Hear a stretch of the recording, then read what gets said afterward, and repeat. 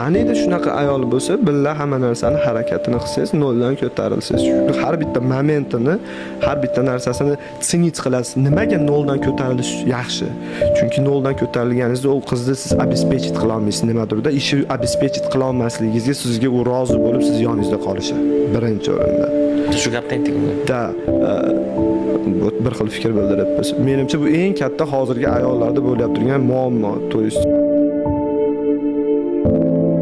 siz qiynalgan paytingizda tashlab ketish, har xil ortiqcha gap so'zlar qilish. Agar noldan ko'tarilib, billa qanaqadir rezultatgacha, billa oxirgacha bordinglar, yo'lda tushib qolmadimi, u ayolni bo'yningizda ko'tarib yursangiz ham, u ayol boshingizga chiqa olmaydi.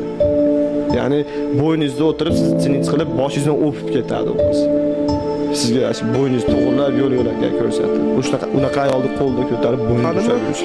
Qaniydi shunaqa ayol bo'lsa, bo'yningizda ko'tarib yursangiz ham, u ayol boshingizga chiqa olmaydi.